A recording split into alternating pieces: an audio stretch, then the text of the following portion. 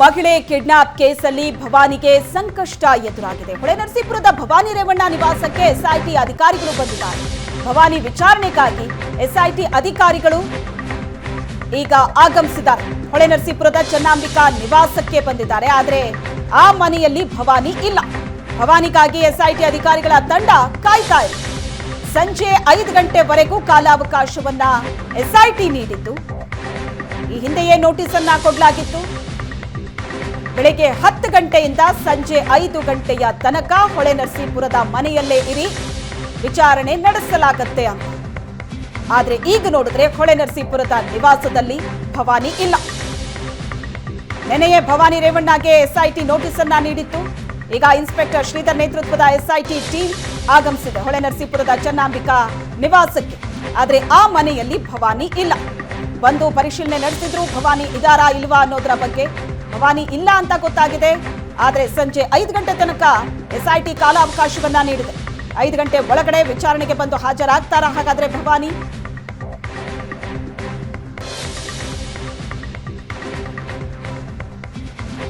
ಈ ಬಗ್ಗೆ ಹೆಚ್ಚಿನ ಡೀಟೇಲ್ಸ್ ಅನ್ನ ಕೊಡ್ತಾರೆ ನಮ್ಮ ಪ್ರತಿನಿಧಿ ಹರೀಶ್ ಸಂಪರ್ಕದಲ್ಲಿದ್ದಾರೆ. ಹರೀಶ್, ಮೊದಲೇ ನೋಟಿಸ್ ಕೊಡಲಾಗಿತ್ತು ಬೆಳಗ್ಗೆ 10 ರಿಂದ ಸಂಜೆ 5 ಗಂಟೆ ತನಕ ಹೊಳೆನರಸೀಪುರದ ಮನೆಯಲ್ಲೇ ಇರಿ ಅಂತ.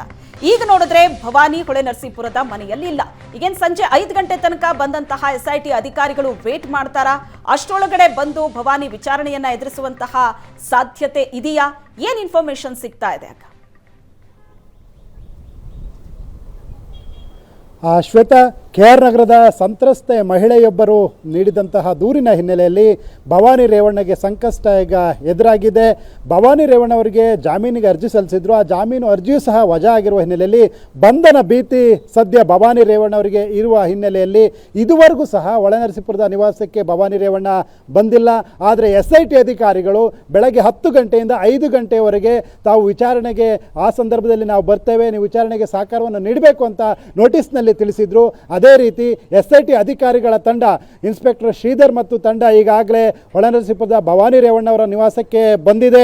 ಭವಾನಿ ರೇವಣ್ಣ ಅವರಿಗಾಗಿ ಕಾದು ಕುಳಿತಿದ್ದಾರೆ SIT ಅಧಿಕಾರಿಗಳು.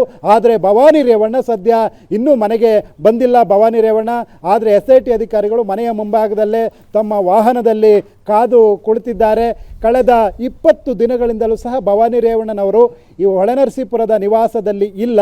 ಆದರೆ ಹೊಳೆನರಸೀಪುರದಲ್ಲೂ ಇಲ್ಲ, ಜೊತೆಗೆ ಸಾಲಿಗ್ರಾಮದ ಅವರ ತವರು ಮನೆಯಲ್ಲೂ ಸಹ ಇಲ್ಲ. ಯಾವ ಸ್ಥಳದಲ್ಲಿದ್ದಾರೆ ಅನ್ನುವಂಥದ್ದು ಇದುವರೆಗೂ ಗೊತ್ತಾಗ್ತಾ ಇಲ್ಲ. ಆದರೆ ಇಂದು ಸಂಜೆ 5 ಗಂಟೆಯವರೆಗೂ ಸಹ SIT ಅಧಿಕಾರಿಗಳು ಭವಾನಿ ರೇವಣ್ಣನಿಗಾಗಿ ಕಾದು ಕುಳಿತಿರ್ತಾರೆ. ಅವರು ವಿಚಾರಣೆಗೆ ನಡೆಸೋದಕ್ಕೆ ಇವತ್ತು ನೋಟಿಸನ್ನು ನೀಡಿದರು. ಜೊತೆಗೆ ಆ ಸಂದರ್ಭದಲ್ಲಿ ತಾವು ತನಿಖೆಗೆ ಸಹಕಾರವನ್ನು ನೀಡಬೇಕು ಅನ್ನುವಂತಹ ಸೂಚನೆಯನ್ನು ಸಹ SIT ಅಧಿಕಾರಿಗಳು ನೀಡಿದರು. ಅದರಂತೆ SIT ಅಧಿಕಾರಿಗಳ ತಂಡ ಬಂದಿದೆ. ಆದರೆ ಭವಾನಿ ರೇವಣ್ಣ ಇದುವರೆಗೂ ಸಹ ಮನೆಗೆ ಬಂದಿಲ್ಲ.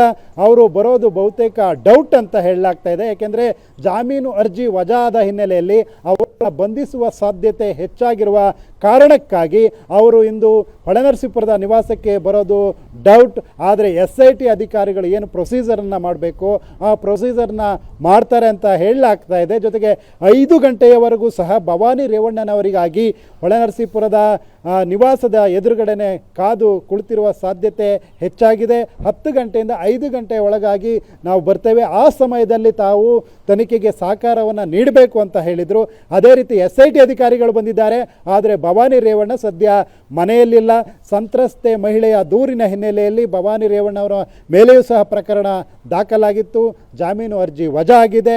ಈಗ ಬಂಧನ ಭೀತಿ ಭವಾನಿ ರೇವಣ್ಣ ಅವರಿಗೆ ಇದೆ. ಹೀಗಾಗಿ ಇನ್ನೂ ಸಹ ಹೊಳೆನರಸೀಪುರ ನಿವಾಸಕ್ಕೆ ಭವಾನಿ ರೇವಣ್ಣ ಬಂದಿಲ್ಲ. ಆದರೆ SIT ಅಧಿಕಾರಿಗಳು ಸದ್ಯ ಮನೆಯ ಮುಂಭಾಗದಲ್ಲಿ ಕಾದು ಕುಳಿತಿದ್ದಾರೆ.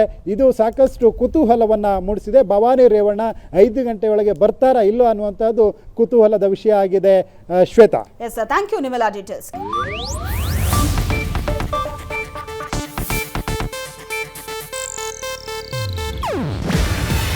ಇದು ಏಷ್ಯಾನೆಟ್ ನ್ಯೂಸ್ ನೆಟ್ವರ್ಕ್ ಪ್ರಸ್ತುತಿ.